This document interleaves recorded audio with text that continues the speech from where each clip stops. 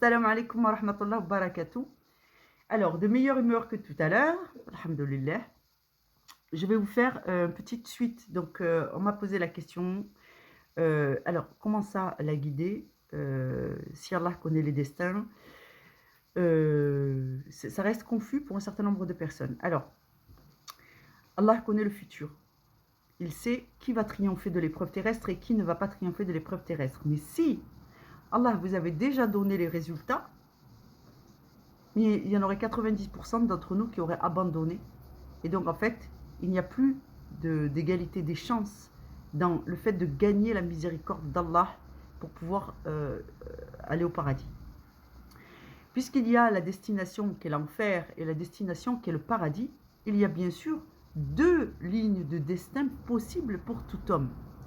Quoiqu'en réalité, vous n'allez en avoir qu'une, mais celle que vous avez empruntée est consignée auprès d'Allah. Soit vous avez pris le chemin de l'égarement et vous finissez toute cette épreuve perdant. Il y a des gens qui commencent avec la guidée et qui finissent koufar. Il y a des gens qui commencent koufar et qui finissent pieux. Et Allah leur accorde le paradis et le pardon. Alors, on ne sait pas, mais ces deux voies existent. Il y a Sirat al-Mustaqim et la Sirat à... je ne sais plus comment ça s'appelle en arabe, mais vous la trouverez son nom dans le Coran. Donc, il y a donc ces deux possibilités qui sont offertes à l'homme, et sans ces deux possibilités, il n'y a pas de libre arbitre. Donc, si Allah guidait tout homme, il n'y aurait même plus le choix, c'est-à-dire la liberté du choix. On aurait le choix entre une bonne action et une bonne action. Donc, il n'y aurait pas d'épreuve. Mais Allah tient ses engagements. Je vous éprouverai. Pense-t-il que nous allons les laisser dire nous croyons sans les éprouver? Alors Allah vous a laissé la possibilité de désobéir. Et cette possibilité de désobéir peut vous mener à une autre destination que le paradis. Ça sera l'enfer. Donc c'est ça en cela que la possibilité du libre arbitre est maintenue par la volonté d'Allah. Alors je ne sais pas si je suis dans le sujet ou si je suis hors sujet. Donc c'était quoi Je vais réfléchir 2 minutes. Alors voilà, je ne sais pas si vous avez remarqué, mais dans la loi d'Allah, il y a deux grands camps, deux grandes lignes. Le chemin des égarés, ceux qui sont maudits, ceux qui s'enfoncent dans la malédiction, et le chemin des guidés, ceux qui sont obéissants et ceux sur qui Allah parfait ses bienfaits, la lumière. Toujours en espérant que le plus gros de notre salaire, bien sûr, est préservé pour la vie future. C'est-à-dire que dans ce monde, on aura peut-être moins de richesses, mais beaucoup de guidées, et que cette guidée, le fait de rester dans la droiture et dans l'obéissance, nous ouvre un salaire immense dans votre vie, et c'est ça qui va nous octroyer l'ouverture des portes du paradis, Inch'Allah, afin que nous puissions rentrer au paradis, là où est consigné notre salaire de tout notre bien, de tout ce qu'on a œuvré pour Allah, de toute la gratitude, la satisfaction qu'Allah a pour ses serviteurs, de l'avoir aimé, de leur avoir fait confiance et de l'avoir choisi. Et de l'autre côté, on a la possibilité de désobéir, comme d'un côté on avait la possibilité d'obéir, la possibilité de désobéir avec une autre voie qui mène directement à l'enfer, avec le fait d'être désobéissant, et guidé, entre guillemets guidé, c'est-à-dire Allah dit nous les mènerons par des chemins qu'ils n'imaginent pas. Et d'un autre côté, Allah dit qu'il ne soutient pas ceux qui combattent sa cause. Donc Allah ne guide pas les injustes, il dit. Donc, s'il ne les guide pas, il les laisse s'enfoncer dans l'égarement. Et lorsqu'il les laisse s'enfoncer dans l'égarement, on considère que c'est un choix d'Allah qui vient s'opposer à la guidée. Donc, c'est une guidée pour les mécréants. C'est-à-dire, vous n'êtes pas guidé par Allah, vous vous guidez vous-même dans la voie la plus difficile. Par ailleurs, Allah dit, ceux qui suivent nos enseignements, nous leur faciliterons la voie la plus facile, c'est-à-dire celle de l'islam, de la compréhension, de la guider et de rester dans le rang. Quand bien même dans la pratique, on a des difficultés à cause du sihr, la maladie, les pathologies, la fatigue, la vieillesse, le travail, les conditions du 21e siècle, et ainsi de suite. Allah va quand même nous faciliter pour rester des bons pratiquants. Et quant à ceux qui mécroient et qui luttent contre ma cause, nous leur faciliterons le chemin le plus difficile, c'est-à-dire celui de l'égarement, du doute, de la désobéissance. Donc ils auront des facilités pour désobéir, pour faire le mal, pour ainsi de suite, jusqu'à qu'Allah les mette jusqu'à ce qu'ils se réveillent sur leurs propres conditions en disant ouais voilà je suis un vrai salopard, je suis une pourriture, moi je ne crois pas en Dieu, et après ils vont dire tout un tas d'horreurs sur le compte d'Allah. Alors pourquoi cela? Parce que Allah a donné une grande destination, la grande destination pour tout le monde, tous les sujets, qu'ils soient croyants, pratiquants, ennemis, amis, qu'importe, c'est Allah. La rencontre avec Allah au jour des comptes, c'est le rendez-vous par excellence. Or, il y a deux autres destinations et qui vont dépendre de ce jour-là et de ce qu'on va avoir à dire à Allah et à lui apporter. Quand tu vas te présenter devant Allah Azzawajal, que vas-tu apporter? Tu vas apporter tes actes de dévotion, ta vie, ta mort, ta salat et ton obéissance, ta soumission en somme. Quant aux mécréants, ils vont amener leur rébellion, leurs actes de mécréance, leur déferlement et tout le mal qu'ils ont œuvré et leur désobéissance en somme.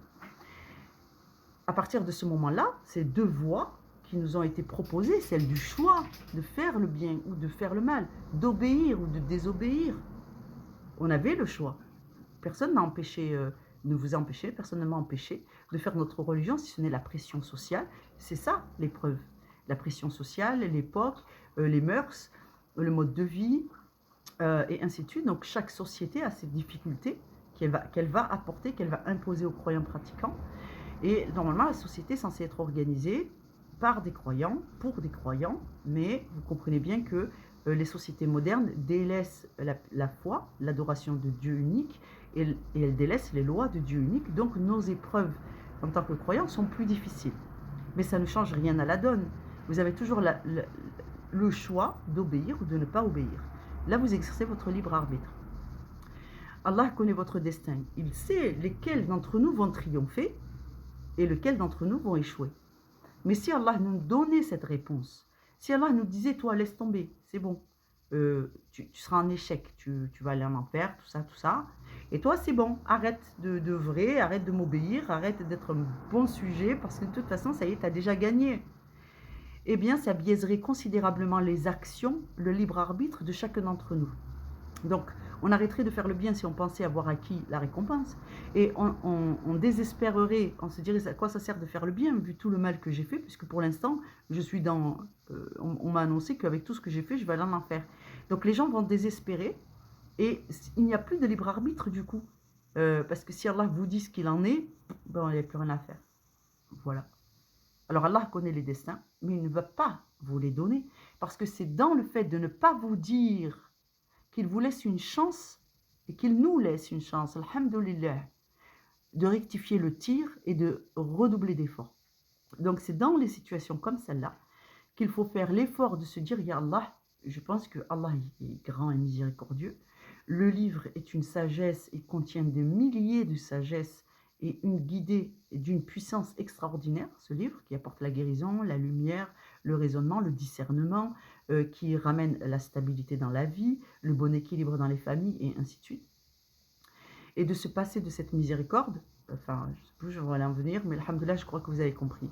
Donc, Allah connaît le destin, mais il ne vous donne pas le destin, parce qu'en cela, il vous laisse une chance de faire vos preuves, sachant que, en réalité, pour l'instant, si Allah n'était pas miséricordieux, aucun d'entre nous n'aurait le compte dans la balance pour aller au paradis. Si Allah ne prenait pas en compte nos intentions pour les rajouter à nos actes de dévotion, tout ce qu'on a déjà fait, les intentions de tout ce qu'on voudrait faire et qu'on n'arrive pas à faire, mais parce qu'on a foi dans le fait que c'est la vérité qui vient d'Allah et qu'il va falloir trouver un moyen de s'y conformer, si Allah ne prenait pas en compte ces choses-là pour les rajouter à nos bonnes actions, il n'y a aucun d'entre nous qui pourrait s'en sortir. Donc vous voyez, le libre arbitre réside aussi dans le fait de choisir d'obéir à Allah, quand bien même tu ne peux pas sur le plan physique, quand bien même sur le plan géographique, tu ne peux pas faire ton hajj. Maintenant, tu sais que ça fait partie des obligations et tu te dis, et Allah, et tu nous as imposé le hajj, mais je ne sais pas si je vais y arriver un jour. Inch'Allah, ala kulli hal, je ne désespère pas et je me garde ça dans un coin de ma tête. Mais jamais je ne crierai un mensonge à ce sujet. Donc ça, c'est un acte d'obéissance et d'adoration. Et le fait de se dire, Inch'Allah, si Dieu veut, je le ferai, quand bien même pour l'instant, tu ne peux pas, c'est un acte de reconnaissance de la volonté d'Allah. Allah veut ceci pour ses serviteurs, je sais qu'Allah veut cela, et je ne suis pas dans le déni à ce sujet. Ceci est un acte qu'Allah va ajouter dans la balance. Et donc, Allah va prendre en compte tous ces éléments pour définir qui est sincère, qui a donné foi à la révélation émanant d'Allah, ainsi qu'au messager, alayhi salatu wassalam, et qui donc fait partie de ces rangs. Et c'est en fonction de ces petits libres arbitres exercés au quotidien, dont on ne voit pas vraiment la portée, qu'Allah compte et met dans la balance. De la même façon, pour les gens qui disent « Ouais, mais ça, c'est des conneries inventées par les hommes. Moi, ça va, moi, je crois en Dieu, mais je ne crois pas en Marie, je ne crois pas en Jésus. C'est n'importe quoi. Moi, je crois ci, je crois ça, mais je ne crois pas que l'ange Gabriel, il ait fait ci, il ait fait ça. Je ne crois pas que le prophète l'ait vu au clair horizon. Je ne crois pas Al-Mihraj al-Isra. Je ne crois pas en ci. » Ces choses-là relèvent aussi du libre arbitre et de guider. Soit vous reconnaissez qu'Allah ne ment pas, que le livre est purifié, protégé, qu'il vient d'Allah et qu'il nous rapporte la vérité non falsifiée, vous y croyez, vous y croyez. Si vous commencez à remettre en doute des éléments du livre, alors vous avez usé de votre libre arbitre de dire « je crois que de façon arbitraire à ce qu'Allah a révélé ». Là, c'est le chemin de la difficulté qui commence. Donc, vous avez le droit de vous poser ces questions puisqu'Allah vous a donné le droit de questionner. D'accord? Mais ne questionnez pas n'importe qui. Si vous questionnez votre orgueil, vous êtes perdant. Allah dit, ils se pensent bien guidés alors qu'ils sont guidés par eux-mêmes. C'est une catastrophe. Si vous demandez à Allah, dites Allah, il y a ça dans ton livre, mais peut-être je manque d'imagination, peut-être je manque de connaissances, ou peut-être juste je suis un trop petit croyant, tu vois. Il faut que j'ai besoin d'augmenter. Mais j'ai du mal avec cette vérité. Est-ce que tu peux m'enseigner, Allah? En attendant que tu m'enseignes cette vérité, je vais me concentrer sur celle qui me rassure et que je crois fermement. Donc, il y a la Fatiha, il y a tout un tas d'autres versets, que tu protèges contre les haïns, que tu protèges contre les djinns, que tu nous as demandé de faire une vie pieuse, de ne pas mentir, que c'est toi qui as révélé le livre, que l'alhamdoulilah. Donc, toutes ces choses, on va se rattacher à celles qu'on croit fermement et on ne va pas remettre en question la véracité d'Allah, mais on va remettre en question notre capacité à comprendre les enseignements d'Allah. Donc ça, c'est un choix. Ça fait partie des choix du libre arbitre. Donc soit tu remets en question l'authenticité du livre, et là, c'est un acte d'affirmation d'un scepticisme qui devient criminel, c'est-à-dire qu'on n'est plus dans la foi, c'est pas de la piété. Soit tu remets en question ta capacité de comprendre le règne de Dieu, et là, c'est toi que tu remets en question, et non pas Allah. Donc vous voyez, dans la guidée et dans le libre arbitre, il y a des nuances qui fait que Allah va vous mener, de par comment vous présentez les questionnements, de par ce qui ressort de vos questionnements, entre une vérité ou un mensonge. Et il y en a qui vont aller plus vers le chemin de si je ne crois pas à ça, finalement je ne crois pas à ça, puis finalement je ne crois pas à ça, puis finalement je ne crois pas en plus rien, et puis finalement j'ai choisi de ne plus croire. Et donc il y a ceux qui croient, mais qui savent que c'est eux qui sont insuffisants face à l'immensité de la révélation d'Allah, et qui décident d'être plus humbles et qui gagnent en humilité. Cette intention de ne pas se mettre en porte-à-faux avec Allah est un élément de la guidée. Et l'autre intention de ne pas vouloir être crédule et croire en ces choses tout en décidant soi-même de ne pas donner foi à la révélation émanant d'Allah, c'est un acte qui est répréhensible aux yeux d'Allah. Donc, la guidée, c'est tout ça. C'est tout ça. Reprenons un exemple simple. Mes parents m'ont enseigné que ceci, que cela, bon, bref, beaucoup de choses.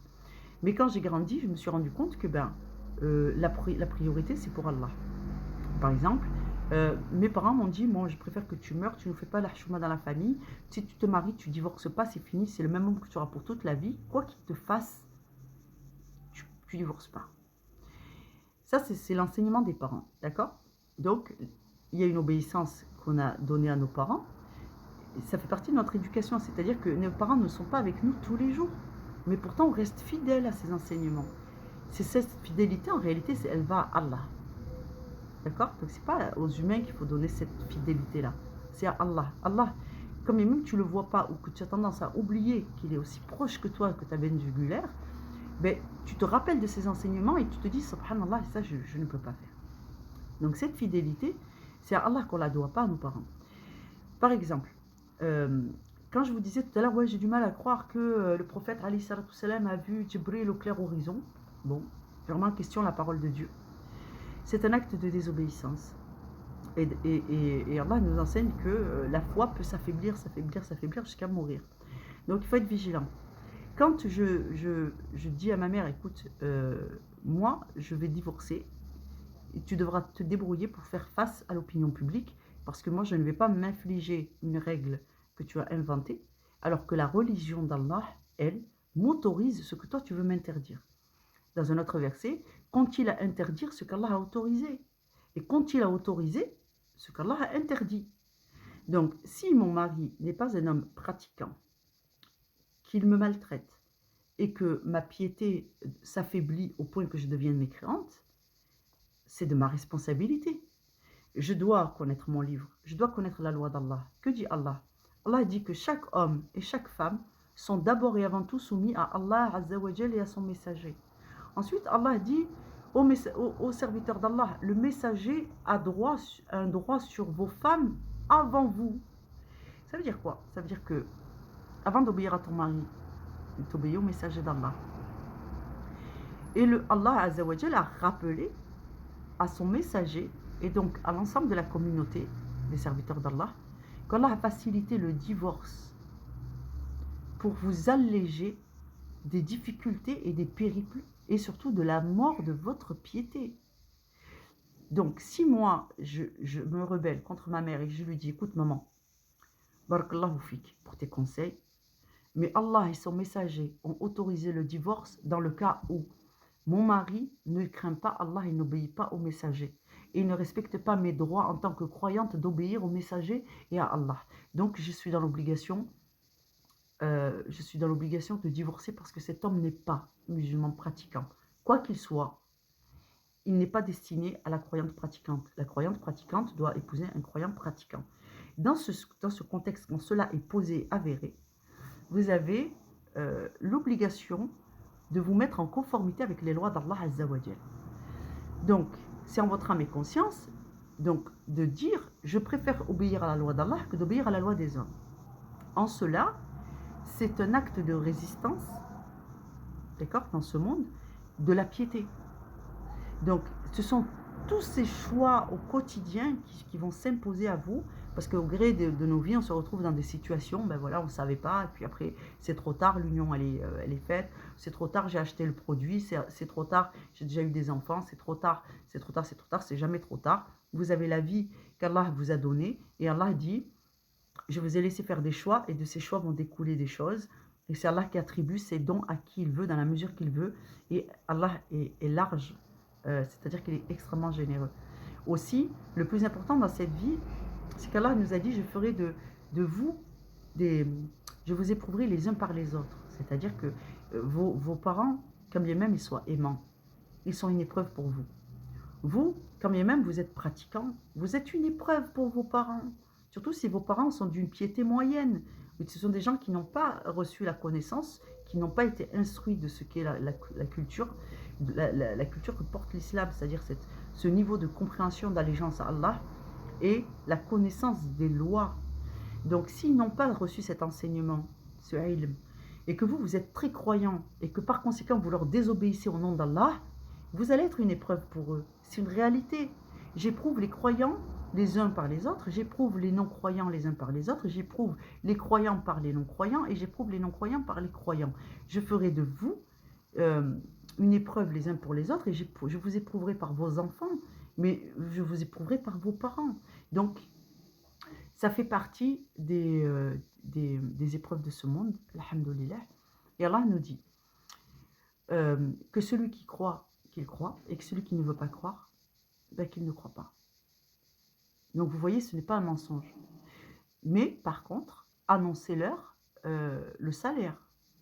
Celui qui ne croit pas, nous le saisirons par le toupet, nous lui ferons boire une eau bouillante, nous lui ferons manger de l'arbre de zakoum et nous le recouvrirons de métal fondu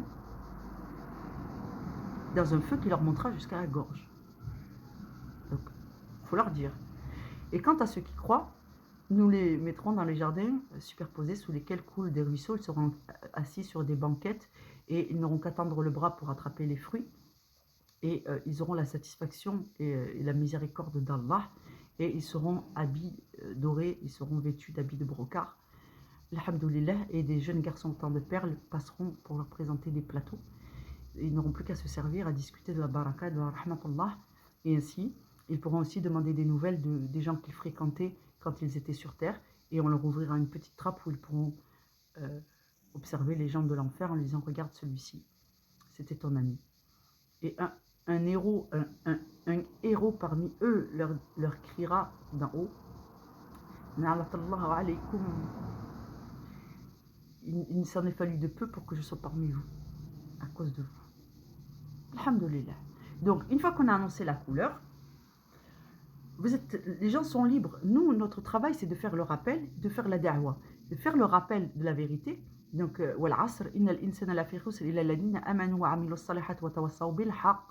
c'est-à-dire ceux qui font le bien et qui se rappellent mutuellement la vérité et la patience. La patience, parce qu'on est dans l'épreuve. Donc, soyez patients. L'épreuve, ça ne dure qu'un temps.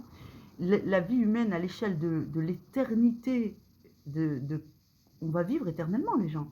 On va vivre éternellement. On va vivre éternellement, sans vieillesse, sans souffrance, dans une richesse extraordinaire. Et c'est cette richesse que vous êtes en train de bâtir par votre patience. Aujourd'hui, vous êtes en train de faire votre situation de milliardaire dans les rangs d'Allah pour l'éternité.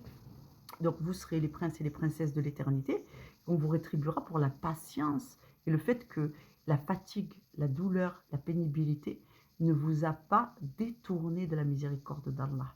Et c'est là qu'Allah intervient et il vous soutient en vous facilitant la voie la plus facile, c'est-à-dire que vous avez la certitude que c'est la voie qu'il faut prendre. Et quand vous avez des épreuves et que vous êtes à bout de force, Allah vous donne de la force. Alhamdulillah. Et aussi, il vous soutient les uns par les autres. N'oubliez pas cette dimension parce qu'on n'en parle pas assez. On est le sebeb les uns des autres. Et je reprends la sourate ou la asr par le temps. Innal insana lafi khusr. Certes, l'homme est dans l'égarement, sauf ceux, et au pluriel, illa alladhina amanu, qui croient en Allah et en sa révélation, wa amilu salihat, et qui font les actes, les bonnes actions, les bons comportements. Wa tawassaw bil haqq, qui se rappellent mutuellement la vérité et qui se rappellent mutuellement l'endurance. Et donc en fait, en cela, Allah fait aussi que les alliés, les musulmans sont alliés les uns des autres. Les croyants pratiquants qui croient et qui craignent Allah, qui croient en lui, en ses versets, en sa révélation, au jour de la résurrection, à la récompense au paradis, à l'enfer, aux anges, sont alliés les uns des autres. Alliés, mashallah, vraiment. Donc ça, il ne faut pas l'oublier, c'est important. C'est une dimension très importante. C'est la trame de la Ummah. Et ils obéissent au prophète Mohammed alayhi salam, et ils obéissent à Allah azza wa jal. Alhamdulillah. Donc, la guidée, c'est tout ça, mes frères et sœurs. Il faut réécouter cette vidéo, prendre les aspects importants, prenez des notes, Inch'Allah, parce que vous allez méditer par vous-même ces notions à la lecture du Coran. Et vous verrez qu'Allah va vous enseigner, Inch'Allah, ce qui vous parle mieux, parce qu'Allah, moi je vais vous parler à ma façon, mais Allah vous connaît tous, autant que vous êtes, avec vos singularités. Il va savoir ce qui parle mieux à toi ou ce qui parle mieux à toi. Il va savoir que toi, il ne faut pas te parler comme ça parce que ces mots-là ne résonnent pas chez toi. Mais que toi, on peut te parler comme ça, toi ça va, tu captes. Mais telle personne, on ne peut pas lui parler comme je lui parle parce que ça ne résonne pas. Or, quand tu vas lire ton livre, mon frère, ma soeur, avec ce questionnement que tu as posé ici, auquel j'ai tenté de répondre, Allah va t'apporter une réponse sur mesure que tu comprendras, Inch'Allah. Tel est le miracle du Coran, tel est le miracle de la guidée d'Allah Azza wa Jal. Assalamu alaikum wa rahmatullahi wa barakatuh.